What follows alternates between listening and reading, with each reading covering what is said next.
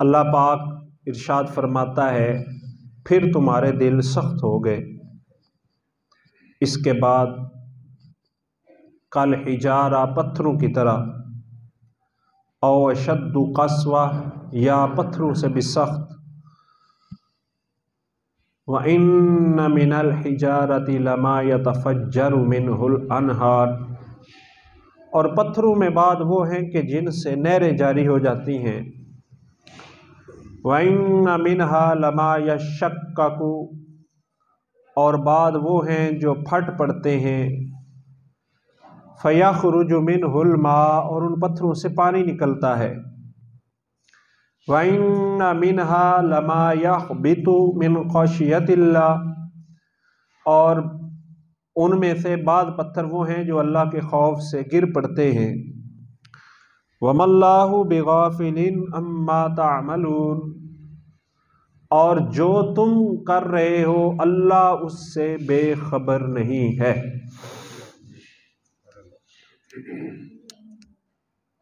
इस आयत पाक में असल खिताब जो है वो यहूद को है, और कुरान पाक का मुखातब होने की वजह से उम्मत मुस्लिमा, नबी पाक सल्लल्लाहु अलैहि वसल्लम की उम्मत के हर फर्द को ये खिताब है। यहूद बड़ी चहेती कौम थी, बड़ी लाडली कौम थी।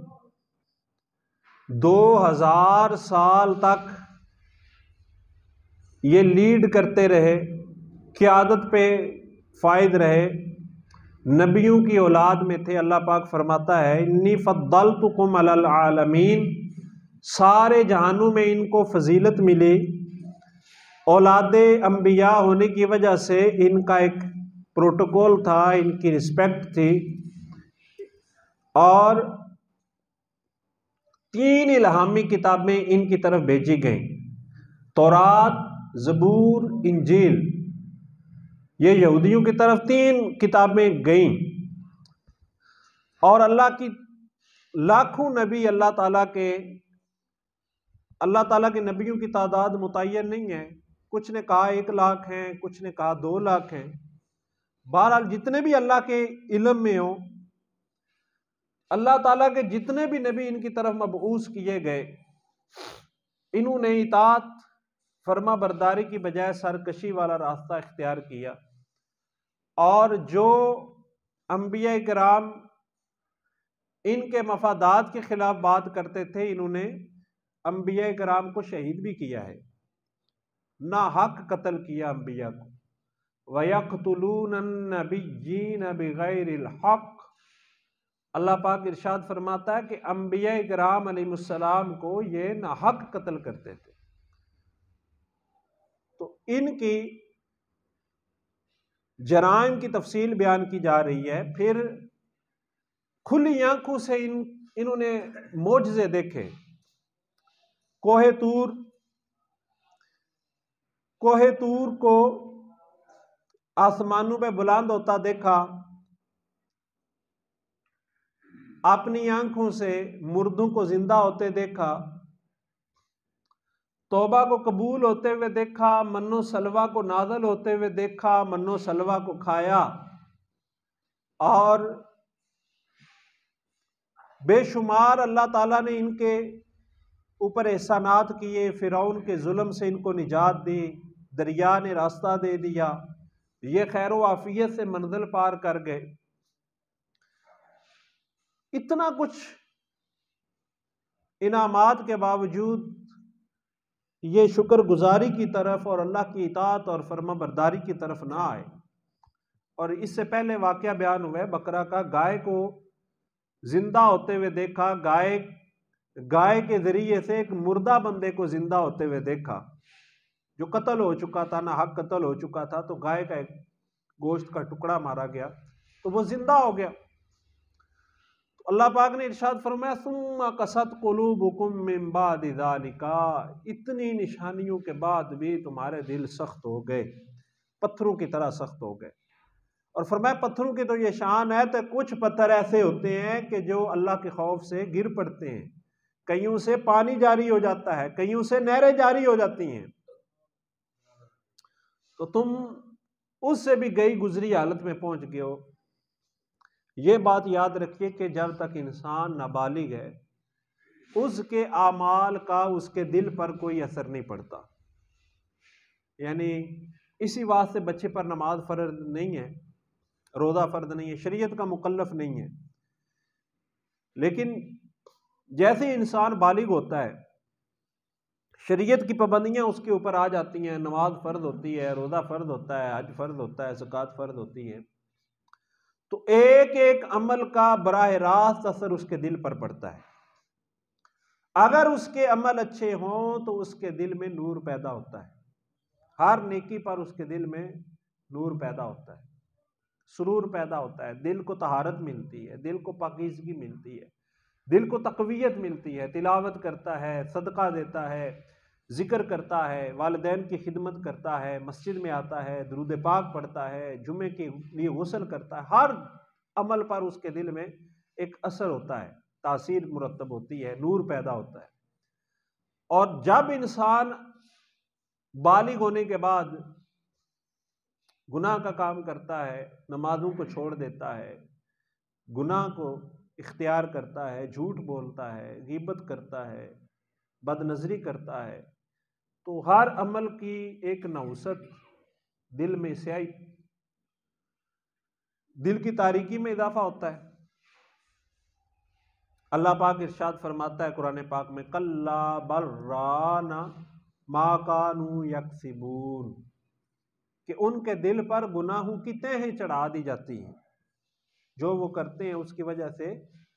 हदीस पाक का मफहूम है, रसूलुल्लाह सल्लल्लाहु अलैहि वसल्लम ने इरशाद फरमाया, जो जानबूझकर 3 जुमे छोड़ देता है तो क्या होता है, फरमाया उसके दिल पे मोहर लगा दी जाती है।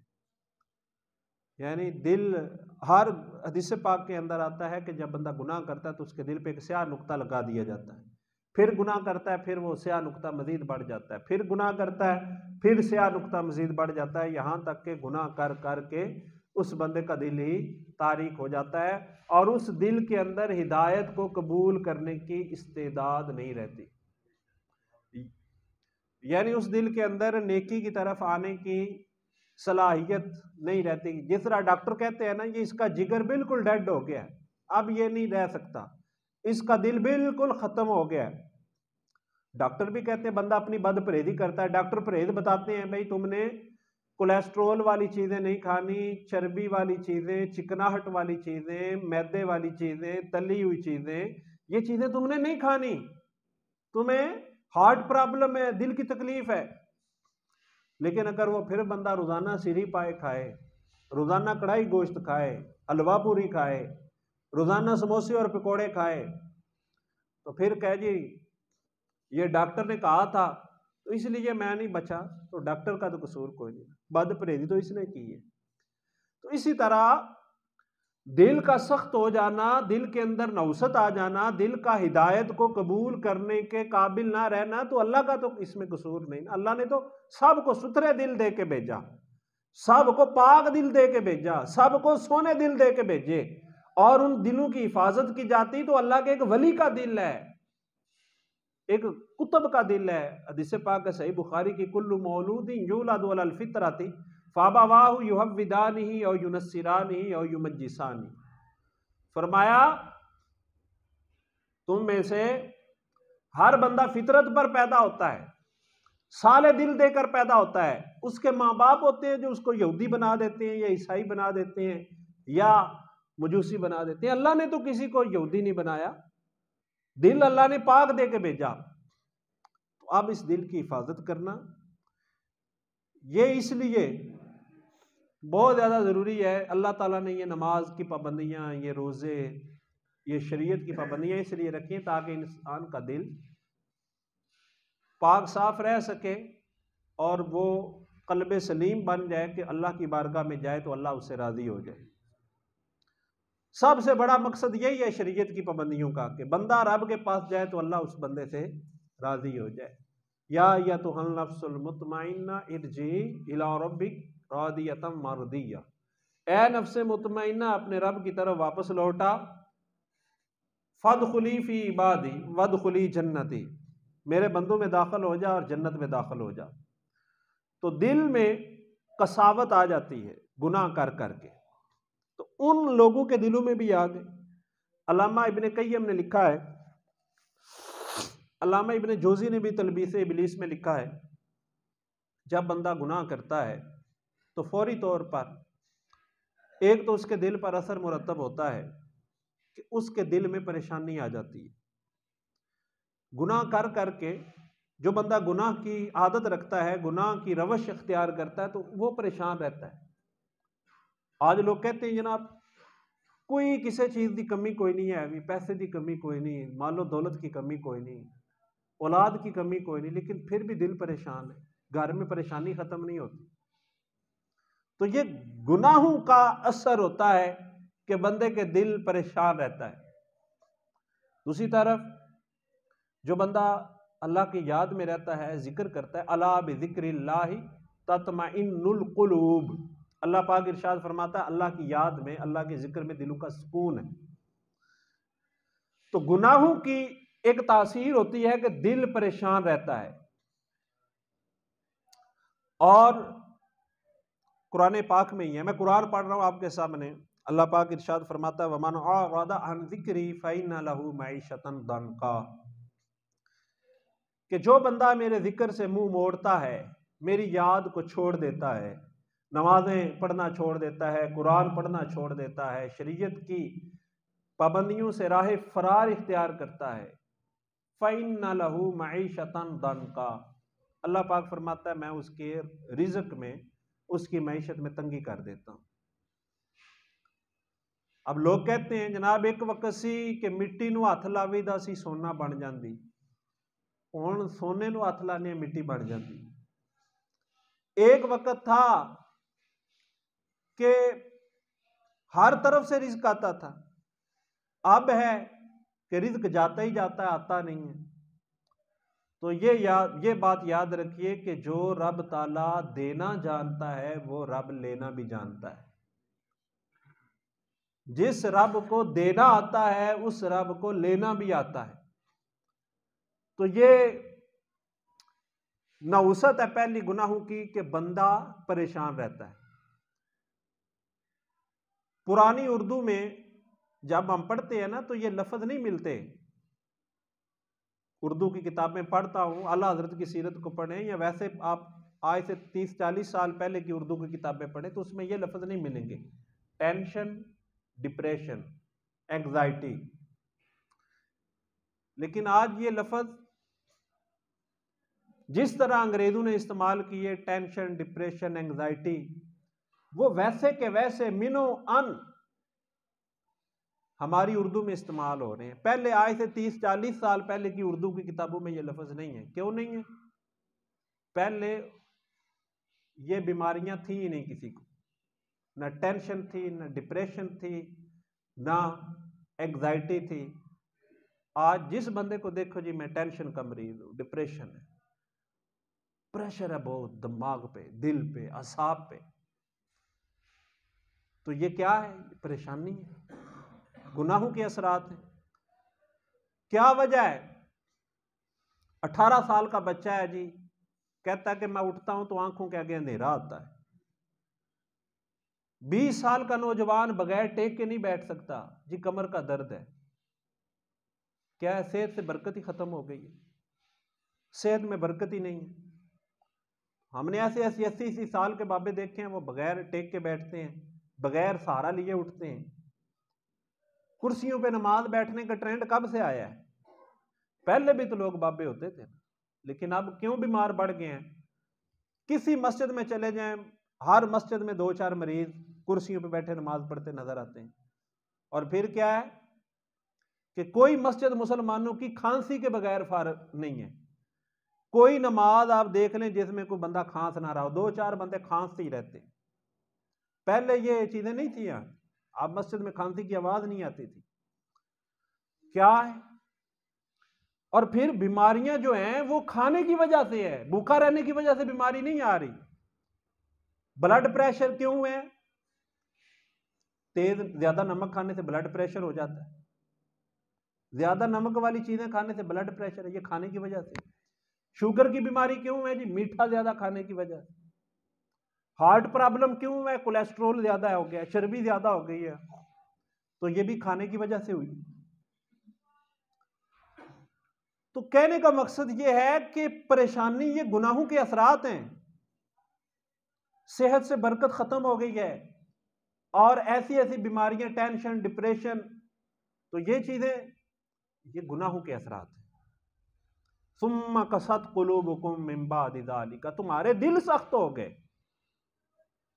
तो ये दिलों की सख्ती की वजह से गुनाहों के असरात आए कि हमें परेशानियां आ गई हैं। कहीं रिज़्क़ की परेशानी है, कहीं औलाद की परेशानी है, और बाद औक़ात हो सकता है औलाद की वजह से बंदा परेशान हो। बच्चे के रिश्ते ही नहीं आ रहे, बच्ची का रिश्ता देखने आते हैं, देख के चले जाते हैं, कोई बंदा रजामंदी की नहीं करता, रिश्ते नहीं हो रहे बच्ची के। तो ये सारी परेशानियां जो मुख्तलिफ अंदाज से हमें आन घेरे हुए हैं, ये गुनाहों के असरात होते हैं। तो ये एक असर होता है गुनाह का कि बंदे को परेशानियों में मुब्तला कर दिया जाता है। दूसरे नंबर पे सुम्मा कसद कुलूबुकुम, इसकी तफसीर में अल्लामा इब्न जौज़ी फरमाते हैं तिलबिस इब्लीस में, फरमाते हैं कि एक असर यह भी होता है गुनाह का कि बाद औक़ात फौरी सजा मिल जाती है गुनाह की। मसलन आपने कोई गुनाह किया, अल्लाह की नाफरमानी की, तो फौरी तौर पर सजा मिल गई। अल्लाह पाक इरशाद फरमाता है कुरान पाक में, वमा असाबकुम मिन मुसीबतिन फबिमा कसबत ऐदीकुम वल्लाहु याफू अन कसीर, कि तुम्हें जो भी मुसीबत और परेशानी आती है वो तुम्हारे हाथों की कमाई होती है, अल्लाह ताला तो बहुत कुछ माफ कर देता है। वो क्या होता है? हो सकता है एक्सीडेंट हो जाए, हो सकता है पैसे चोरी हो जाए, हो सकता है कोई परेशानी आ जाए।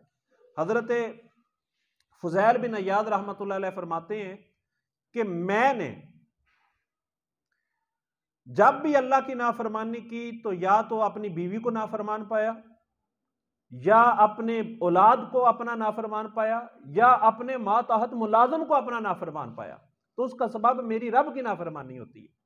अल्लाह के वली इन बातों से महफूज होते हैं। वो तालीम के लिए हमें समझा रहे हैं कि बंदा जब भी रब ताला को नाराज करता है, रब ताला की नाफरमानी करता है, या तो उसकी बीवी उसकी सरकश हो जाएगी, या उसकी औलाद उसकी नाफरमान हो जाएगी, या उसके मुलाजम उसके नाफरमान हो जाएंगे, या उसके कहीं और से उसके लिए मुसीबत का दरवाजा खुल जाएगा। इस वास्ते हजरत अता इब्न रबाह रहमतुल्लाह अलैह फरमाते थे कि जो बंदा अपने इल्म और इरादे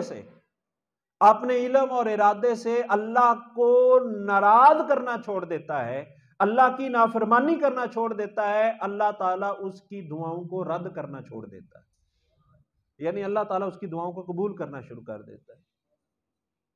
तो ये नाफरमानी का एक वबाल ये होता है कि बंदे को फौरी तौर पे सजा मिल जाती है। तो बंदे को जान लेना चाहिए, जो समझदार होते हैं ना, उनको लग पता जाता है कि ये जो आज मैंने नमाज फजर नहीं ना पढ़ी थी, ये उसकी नहुसत है। ये जो आज मैं रोजाना तिलावत कुरान करता था ना, आज तिलावत नहीं ना की। हजरत मीर अला हसन संजरी रहमतुल्लाह अलैह ने ख्वाजा निजामुद्दीन औलिया के मलफूजात लिखे हैं, उनका नाम है फवाइदुल फवाद के। फरमाते हैं एक बुजुर्ग थे, नहर के किनारे सैर करने जा रहे थे सुबह फजर के बाद, तो पांव फिसला तो पत्थर पे गिरे तो टांग ही टूट गई।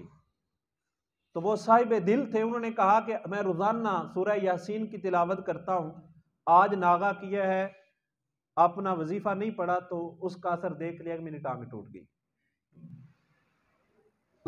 ये तकबीर उला किसी की मिस हो जाती है, कोई बंदा जमात से रह जाता है, तो ये गुनाहों की नौसत होती है।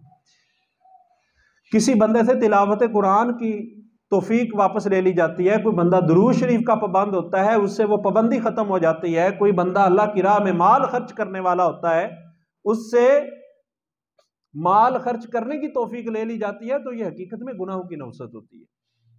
और जब तक बंदा सच्चे दिल से अपने रब की बारगाह में तौबा ना करे, उस वक्त तक उसके अमाल ठीक नहीं होते।